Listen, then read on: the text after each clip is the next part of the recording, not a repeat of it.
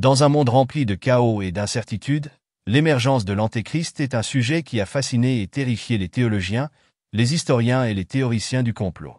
Mais qui sont les personnages clés qui orchestrent ce sinistre dévoilement? Dans cette vidéo, nous approfondissons les profils et les plans des 10 hommes influents prêts à introduire l'Antéchrist à l'humanité. Qu'est-ce qui les motive et comment se sont-ils positionnés pour une tâche aussi monumentale? Rejoignez-nous pour explorer les alliances cachées et les sombres motivations qui pourraient remodeler notre avenir. N'oubliez pas de vous abonner pour d'autres explorations stimulantes sur les mystères de notre époque et faites-nous part de vos réflexions dans les commentaires ci-dessous. Au plus profond des annales des textes religieux se trouve une figure enveloppée de mystère et de malveillance, l'Antéchrist. Cette figure émerge de riches traditions prophétiques, en particulier au sein du christianisme, où la tapisserie de la vision apocalyptique est tissée de symboles et de terribles avertissements. Les origines du concept de l'Antéchrist sont profondément enracinées dans les Écritures et dans les contextes sociopolitiques dont ils sont issus. Comprendre ces prophéties donne un aperçu de l'attrait durable de cette figure sombre et de l'attrait irrésistible qu'il exerce sur la conscience collective à travers l'histoire et dans les temps modernes. Au cœur de l'eschatologie chrétienne se trouve le livre de l'Apocalypse, attribué à Jean de Patmos, qui dresse un portrait saisissant de la fin des temps. Ici, l'Antéchrist est représenté comme une bête surgissant de la mer, une force formidable juxtaposée à l'ordre divin.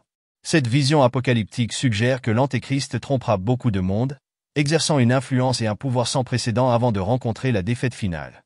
Des textes bibliques complémentaires, tels que le livre de Daniel et les épîtres de Jean, fournissent des couches supplémentaires, décrivant l'Antéchrist comme une figure de tromperie et de blasphème, qui remet en question les fondements mêmes de la foi et de la moralité.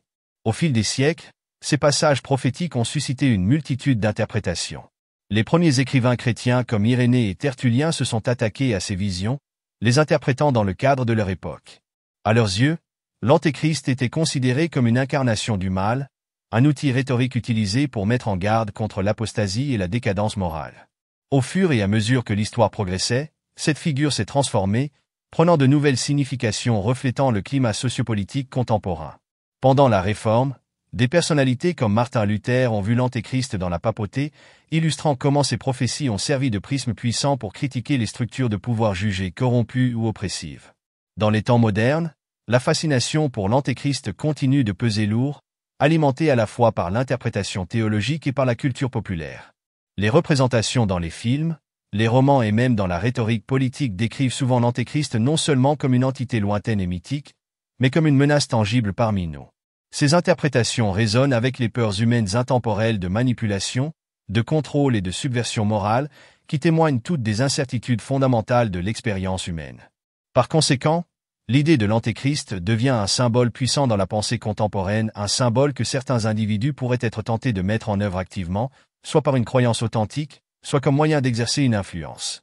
Les motivations qui poussent à assumer le rôle d'une figure prophétique telle que l'Antéchrist peuvent être multiples.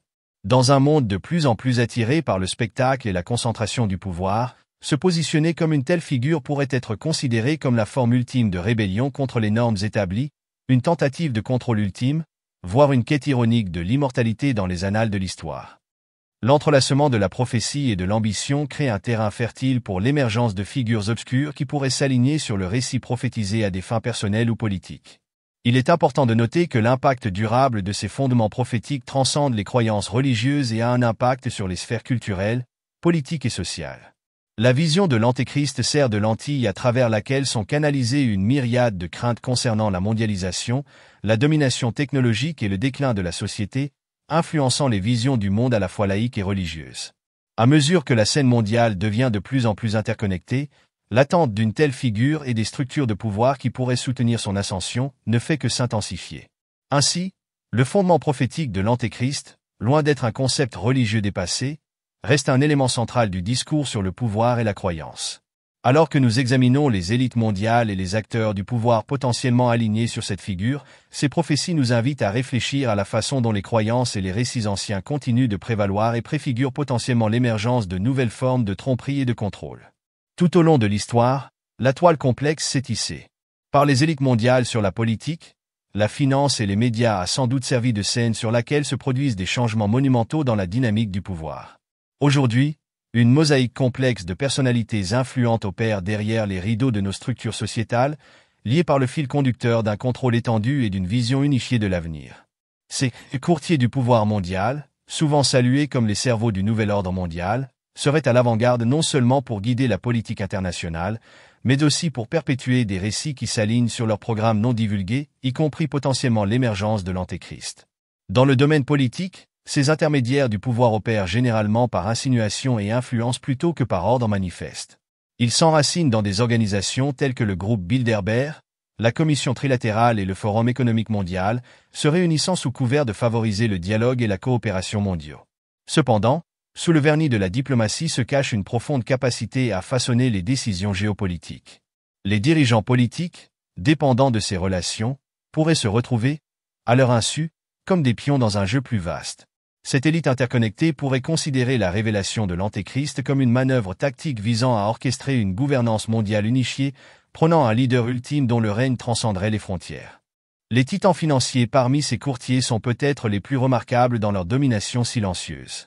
Des institutions telles que les banques multinationales, les sociétés d'investissement mondiales et les puissantes dynasties familiales étendent leur influence à travers le monde, liant les économies à leurs caprices. Dans ce domaine, les frontières entre pouvoir et richesse s'estompent, laissant la souveraineté nationale une simple fiction sous l'ombre de la dépendance économique. Pour les magnats de la finance, l'introduction de l'Antéchrist pourrait manifester une réinitialisation contrôlée des marchés traditionnels, une opportunité céleste de réaligner les structures fiscales mondiales pour favoriser une monnaie ou un système singulier et immuable, une monnaie de contrôle. Les médias, souvent critiqués comme étant les porte-paroles des machinations des élites, servent d'architectes narratifs profonds. Grâce à leur propriété et à leur influence sur les grandes sociétés de presse, ces acteurs du pouvoir façonnent la perception du public en fonction de leurs besoins, perpétuant ainsi un climat propice à l'acceptation d'un changement radical. En sélectionnant soigneusement les informations et les récits, ils peuvent façonner les paysages émotionnels et cognitifs de la société afin de préparer le terrain pour l'acceptation de personnalités qui prétendent être des précurseurs de la paix et de la réforme, mais qui pourraient pourtant signaler quelque chose de bien plus sinistre. Alors que ces hommes de pouvoir s'efforcent de consolider leur autorité, leurs motivations potentielles sont aussi multiples que leurs empires. La quête éternelle du contrôle et de l'héritage pourrait les conduire à soutenir la montée d'une figure de proue de l'Antéchrist qui promet l'harmonie en échange de la fidélité. Leurs liens historiques remontant aux anciennes sociétés secrètes et leurs alliances modernes font écho à la résonance éternelle d'un pouvoir consolidé à travers le temps, facilitant ainsi la transition possible vers un nouveau paradigme. En dévoilant ces connexions, on commence à voir les sillons profonds à travers lesquels le pouvoir circule. Ces courants historiques sous-jacents s'avèrent essentiels à la création d'une réalité inimaginable, dans laquelle les élites mondiales sont postulées comme les accélérateurs de l'élan prophétique. Alors que la tromperie ultime se profile, c'est dans ces couloirs d'influence invisible que les orchestrations destinées à annoncer l'Antéchrist pourraient véritablement se déployer, brouillant les frontières entre mythe et manipulation sous couvert d'une autorité implacable. Dans le contexte de l'introduction de l'Antéchrist dans le monde, les chefs et organisations religieux jouent un rôle central en tant que gardiens spirituels. Ces personnalités possèdent le pouvoir unique d'influencer les croyances, les valeurs et les perceptions de leurs adeptes, touchant souvent au cœur de l'identité personnelle et de la foi. Leur influence s'étend au-delà des simples sermons, ils commandent un archétype d'autorité enraciné dans la tradition, tenu avec respect et souvent à l'abri de tout examen minutieux. L'influence qu'ils exercent peut jouer un rôle déterminant dans la préparation de l'environnement idéologique et émotionnel nécessaire à l'arrivée de l'Antéchrist. Les chefs religieux savent canaliser leur influence pour influencer l'opinion publique, utilisant la foi comme un réconfort et une arme. Ils peuvent formuler des récits en s'appuyant sur des textes et des doctrines religieuses pour justifier ou rationaliser leur soutien à des changements mondiaux ou à des chiffres qui, selon eux, s'alignent sur la volonté divine. Le potentiel de leur rôle dans ce scénario réside dans la manière dont ils gèrent l'équilibre précaire entre vérité spirituelle et gain politique. Souvent, la foi peut être récupérée, manipulée pour devenir un outil qui façonne la mentalité des masses, créant ainsi un terrain fertile pour l'acceptation de nouveaux paradigmes. L'intersection de la foi, de la peur et de l'autorité s'avère être une combinaison puissante. Historiquement, les personnalités qui promettent le salut ou l'illumination peuvent exercer autant de pouvoir que les dirigeants politiques. L'invocation de la peur, qu'elle provienne de la damnation, de l'apocalypse ou d'un écart du chemin spirituel, constitue un puissant facteur de motivation et peut être exploité pour aligner les congrégations sur les changements idéologiques. Dans ce contexte, les chefs religieux qui perçoivent l'introduction de l'Antéchrist comme faisant partie d'un plan divin pourraient la présenter comme une étape nécessaire vers un point culminant prophétisé. Pour s'assurer leur allégeance, ils peuvent souligner les risques de ne pas s'aligner sur une telle conception cosmique, en utilisant la peur comme catalyseur de conformité. Le rôle des gardiens spirituels implique également de gérer les conflits idéologiques potentiels qui surgissent au sein de leur propre doctrine ou entre différentes religions. Ces dirigeants doivent souvent concilier les principes dogmatiques de leur foi avec les discours mondiaux émergents, en particulier dans un monde laïque de plus en plus sceptique à l'égard de l'autorité religieuse. Pour certains, cela peut impliquer d'élaborer une approche syncrétique qui harmonise la prophétie biblique avec les problèmes contemporains, en posant l'Antéchrist comme une étape critique dans le déroulement du récit divin. Se pose également la question des négociations internes au sein des communautés religieuses. Les dirigeants devront faire face aux dissidences, au scepticisme et aux conflits d'interprétation sans briser l'unité de leur congrégation. Cela pourrait impliquer d'importantes réinterprétations théologiques ou des compromis qui favorisent un alignement sur le programme plus large de l'acceptation. Les gardiens spirituels s'engagent alors dans une danse délicate consistant à maintenir l'autorité traditionnelle tout en orientant leurs troupeaux vers de nouvelles interprétations spirituelles qui s'adaptent au récit qui se déroule. En fin de compte, l'implication des chefs religieux dans cette grande introduction dépend de leur capacité à fusionner une foi profonde avec une influence pratique. Ils agissent comme des ponts, traduisant des concepts théologiques abstraits en mouvements sociétaux tangibles, ouvrant ainsi la voie à l'acceptation de tout changement que l'Antéchrist apporte prétendument comme un accomplissement de la destinée spirituelle. Qu'il s'agisse d'une croyance sincère en leur alignement sur la volonté divine ou de manœuvres calculées pour conserver le pouvoir dans un monde en mutation, leur rôle est intrinsèque à la préparation culturelle et psychologique de la société. Cette navigation nuancée entre foi divine et influence terrestre les positionne comme des acteurs redoutables dans ce récit, en tant que gardiens des royaumes spirituels, leur permettant d'inaugurer et de valider la présence de l'Antéchrist à l'échelle mondiale. Alors que le monde devient de plus en plus lié à la technologie, les architectes de cette ère numérique apparaissent comme parmi les personnalités les plus influentes qui façonnent notre avenir. Les architectes technologiques pionniers de l'IA, du big data et des médias sociaux, possèdent les outils nécessaires pour remodeler les structures sociétales de manière à faciliter la montée de l'Antéchrist. Leurs créations permettent des niveaux sans précédent de surveillance et de contrôle sur les masses, créant ainsi un paysage où la manipulation et l'influence sont tissées dans le tissu même de la vie quotidienne. Dans une société où l'information est synonyme de pouvoir, les autoroutes numériques sont surveillées par ceux qui contrôlent le flux de données. Tout, des tendances économiques mondiales aux préférences personnelles, peut être suivi, analysé et prédit avec une précision effrayante. À mesure que les technologies d'IA deviennent plus avancées, ces systèmes repoussent les limites de ce que signifie influencer la pensée et le comportement humain. Les implications éthiques sont vastes. Ces technologies peuvent être utilisées pour micro-cibler des individus avec une propagande sur mesure, des opinions subtilement influentes et un comportement à une échelle auparavant inimaginable. La révolution du big data permet à ces technocrates pionniers de cartographier les tendances sociétales et les comportements individuels avec une précision étonnante. Chaque interaction en ligne, chaque achat, chaque like et partage sur les plateformes de médias sociaux alimente un système conçu pour déchiffrer nos désirs, nos peurs et nos vulnérabilités. Entre les mains des architectes technologiques, ces idées créent des récits puissants qui peuvent être utilisés pour apaiser la dissidence, encourager le conformisme ou même annoncer l'avènement d'un leader charismatique prêt à s'unir et à contrôler. Si la collecte de données facilite le contrôle, les médias sociaux constituent le moyen par lequel ces récits se propagent rapidement. Les plateformes initialement conçues pour la connectivité et l'expression se sont transformées en phares d'influence, souvent manipulés pour promulguer des idéologies ou des récits spécifiques. Les algorithmes, contrôlés par ceux qui sont à la tête des géants de la technologie, décident quelles voix sont amplifiées et lesquelles sont réduites au silence, orientant le discours sociétal de manière subtile mais profonde. Considérez le dilemme éthique du rôle de l'IA dans la création et la réalisation de la réalité. Lorsqu'une intelligence artificielle peut générer des images et des vidéos hyperréalistes, ou même interagir dans des conversations impossibles à distinguer du discours humain, le potentiel de tromperie augmente de façon exponentielle. Les frontières entre réalité et fabrication s'estompent, ce qui facilite l'émergence et l'acceptation du récit puissant d'un sauveur, d'un antichrist. Ces magnats de la technologie, potentiellement alignés sur des ambitions plus sombres, pourraient se voir confier à leur création une tâche herculéenne. Ouvrir la voie à la tromperie ultime. Si la technologie a sans aucun doute marqué le début d'une ère de commodité et de connaissances sans précédent, elle constitue également une arme à double tranchant. Les architectes de cette révolution numérique, tout en faisant preuve de progrès humain, ont la capacité de créer un système dans lequel la surveillance et la propagande pourraient subtilement devenir normatives. Les préoccupations éthiques liées à ces capacités sont immenses. Comment la société se protège-t-elle contre la manipulation lorsque les mains qui contrôlent sont invisibles, mais voient tout? Ce faisant, le monde devient un terrain fertile pour l'enracinement de nouvelles idéologies et de nouveaux dirigeants, guidant la société sur la voie prévue par les prophéties scripturaires. À l'ère du numérique, les architectes technologiques détiennent non seulement les clés de l'innovation, mais peut-être aussi d'un avenir où l'essence même de l'autonomie humaine est en jeu, ouvrant ainsi une voie libre à l'antéchrist pour entrer sur la scène mondiale. Là où les médias, les plateformes de divertissement et les personnalités influentes exercent une influence sur des millions de personnes, la trajectoire de la conscience publique est inextricablement liée aux récits diffusés par les influenceurs culturels.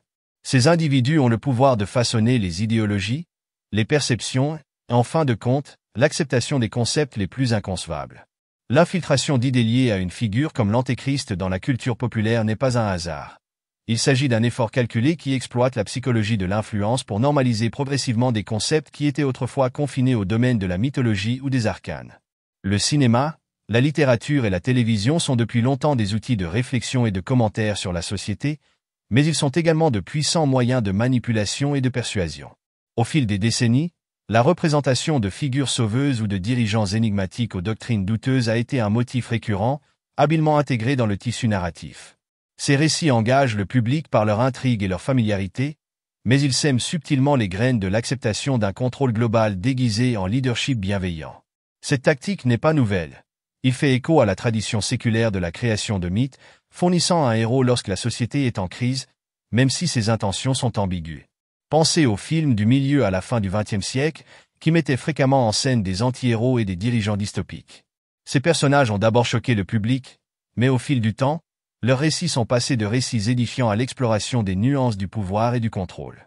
À mesure que les intrigues s'épaississaient, les frontières entre méchants et héros se sont estompées, conditionnant le public à remettre en question la stabilité des binaires moraux traditionnels.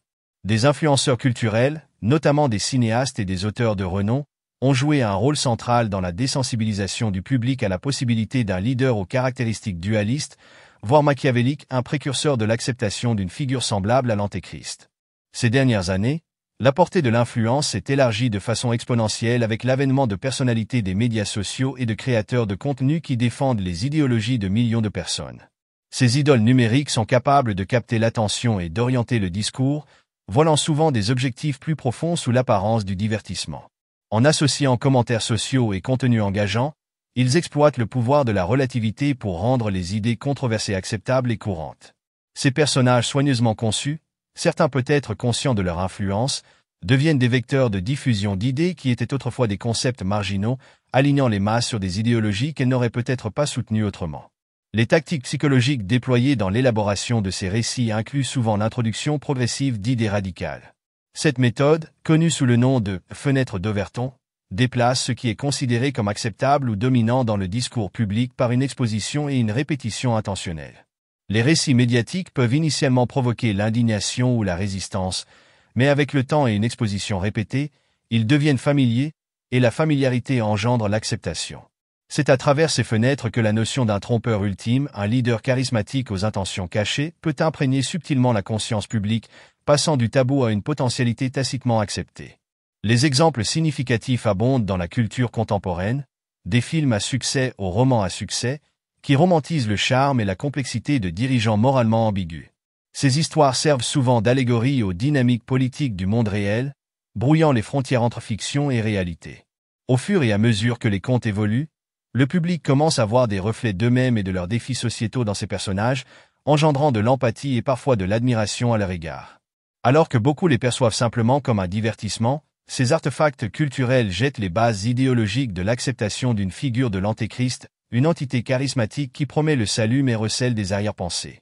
Ce conditionnement culturel opère en synergie avec les paradigmes technologiques explorés dans le chapitre précédent, renforçant le rôle des médias et du divertissement en tant qu'alliés des architectes du contrôle.